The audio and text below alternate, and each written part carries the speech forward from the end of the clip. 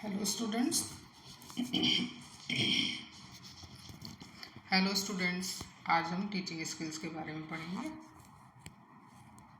Teaching skills meaning ability to impart knowledge, यानी ज्ञान देने का कौशल। किसी भी टीचर को अपनी टीचिंग को इफ़ेक्टिव बनाने के लिए बहुत सारे स्किल्स का यूज़ करना पड़ता है। तो जब एक टीचर क्लास में जाता है, then he uses the teaching techniques and methods, and those teaching methods and techniques which he used in the controlled environment of class, they developed the different teaching skills in him. या हम दूसरे शब्दों में कहें कि जो teaching skills है teacher के, वो क्या शो करते हैं? वो उसकी मास्टरी शो करते हैं, उसका एक्सपीरियंस शो करते हैं, उसका टैलेंट, उसका प्रोफेशनलिज्म, क्लेवरनेस एंड कॉम्पिटेंस। ये सारी चीज़ें ही एक अलग शब्दों में अगर कहें तो टीचिंग स्किल के अंदर आती है। यानी टीचर का अपने कंटेंट पर कितना मास्टरी है, उसका एक्सपीरियंस कितना है, उसके अंदर प्रोफेशनलिज्म कितना है, क्लेवरनेस कितनी है, कितना वो कॉम्पिटेंस है।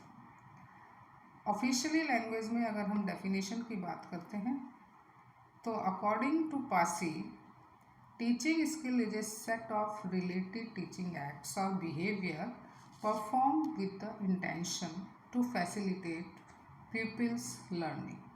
यानी टीचिंग स्किल उन सब का सम है, उन सब का सार है, या एक ग्रुप है टीचर के बिहेवियर का, या जो भी वो एक एक्ट्स करता है अपनी टीचिंग के दौरान, जिससे कि वो बच्चों को उनकी लर्निंग में हेल्प कर सके।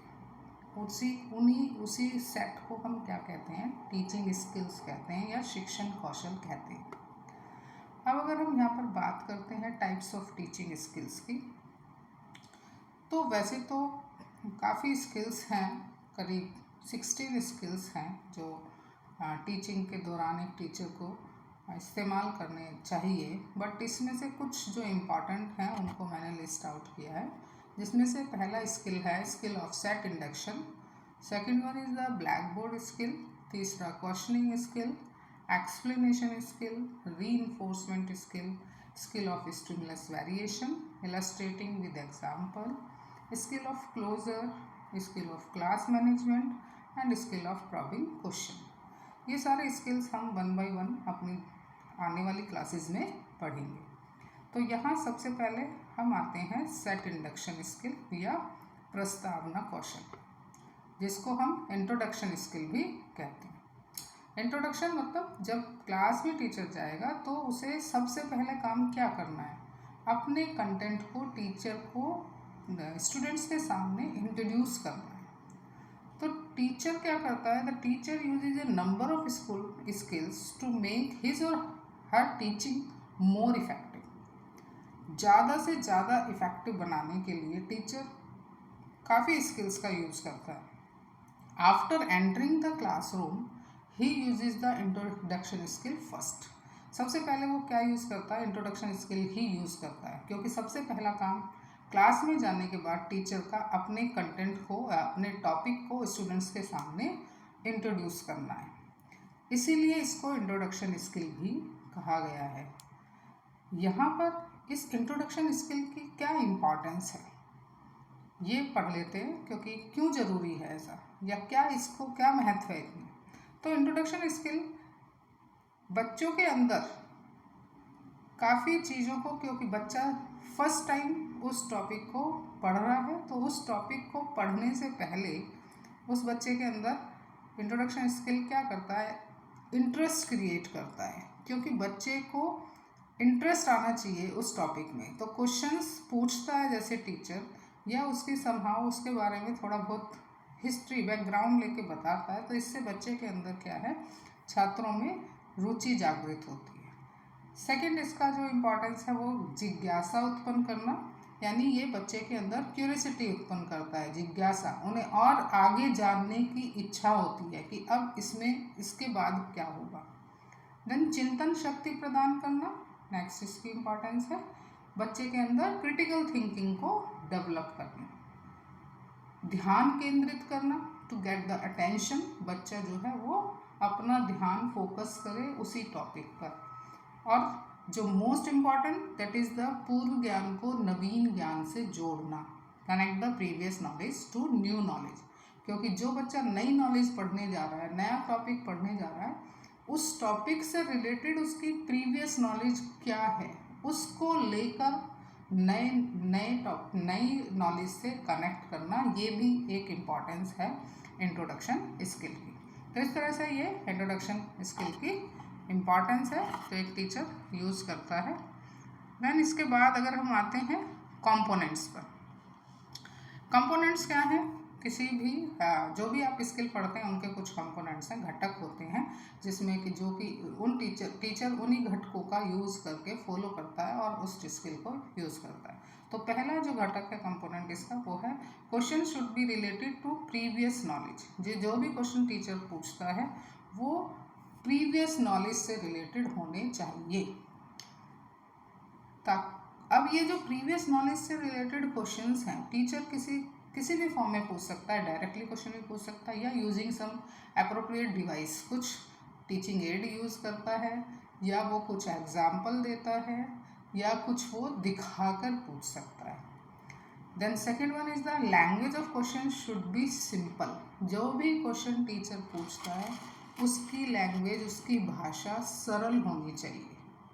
Third, questions are related to the content. Questions जो हैं वो कंटेंट से रिलेटेड होने चाहिए। जो भी हमारा विषय है, जो भी हमारा टॉपिक है, उससे रिलेटेड ही क्वेश्चंस होने चाहिए। ऐसा नहीं है कि क्वेश्चंस हम कुछ और पूछ रहे हैं और कंटेंट हमारा कुछ और है, तो बच्चे की जो प्रीवियस नॉलेज है वो फिर उस कंटेंट से रिलेटेड नहीं हो पाती है और बच्चा उसका आंसर भी ठीक से नहीं दे पाता है। Then questions, next one is the question should be in the sequence. Questions sequence में होने चाहिए, एक संबद्धता होनी चाहिए, पहले क्वेश्चन का दूसरे क्वेश्चन से रिलेशन होना चाहिए।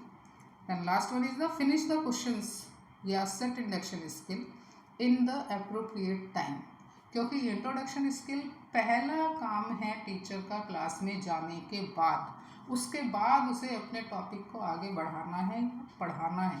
तो इसलिए जो क्वेश्चन स्किल्स हैं, जो क्वेश्चंस हैं, या जो आपकी सेट इंडक्शन स्किल है, वो एक अप्रोप्रिएट टाइम में ख़त्म हो जाना चाहिए, ताकि आगे की जो टीचिंग है उसको वो अपना टाइमली फिनिश कर सके। तो इस तरह से ये पहला स्किल था, सेट इंडक्शन स्किल। इस स्किल पे मैंने एक 2 लेसन प्लान बनाया जो मैं आपको अब शो कर रही हूँ। ये मैंने पहला लेसन प्लान बनाया है सेट इंडक्शन स्किल पर, जो कि आपको एक बुक या कॉपी मिली होगी, जो कॉलेज वाला भी दे देते हैं, या फिर आप बाहर से भी खरीद सकते हैं। तो उसमें इस तरह से ये हेडिंग्स होती हैं। तो सबसे पहले आपको जो भी आपका स्किल है उसका ऊपर हेडिंग होती है, जैसे यहाँ पर सेट इंडक्शन स्किल या इंट्रोडक्शन स्किल या प्रस्तावना कौशल।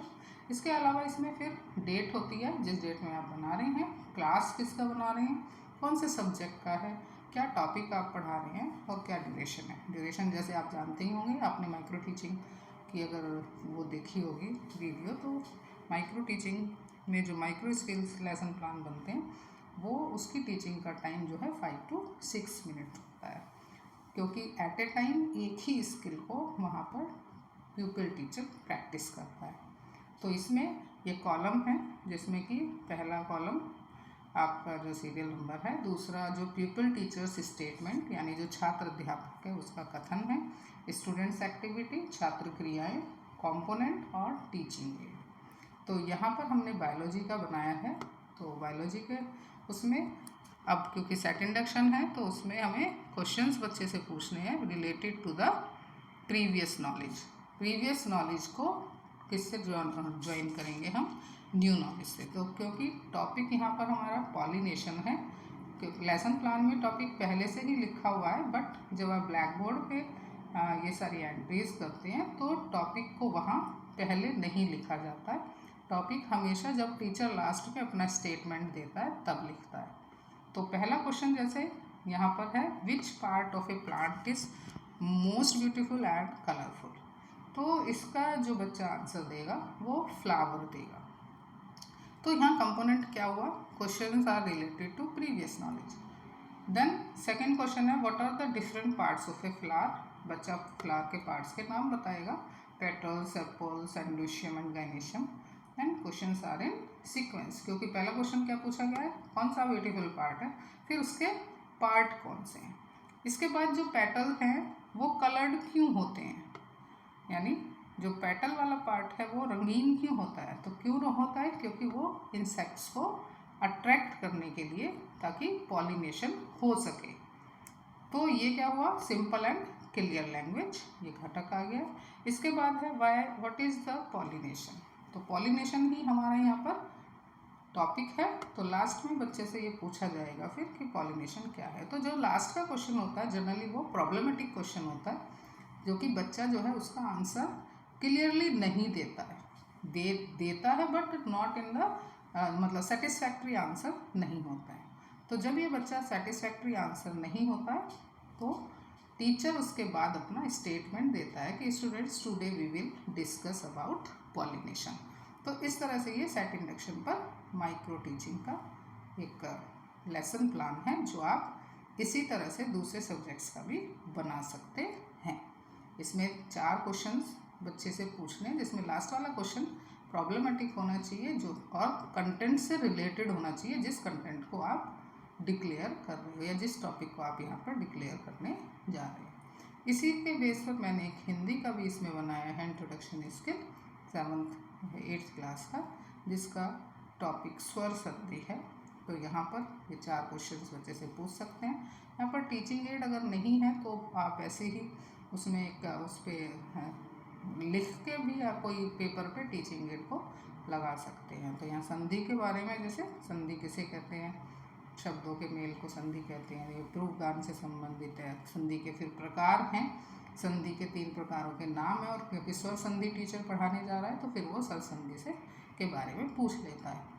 तो फिर एक बार लास्ट में टीचर जो है अपना स्टेटमेंट देता है। तो इस तरह से हम सेट इंडक्शन करते हैं। आई थिंक आपको समझ में आ गया होगा। समझ में आया है तो इसे लाइक करिए, शेयर करिए, और चैनल पे अगर नए हैं तो इसे सब्सक्राइब करिए। Thank you very much. आने वाली और क्लासेस में हम दूसरे स्किल के बारे में पढ़ेंगे।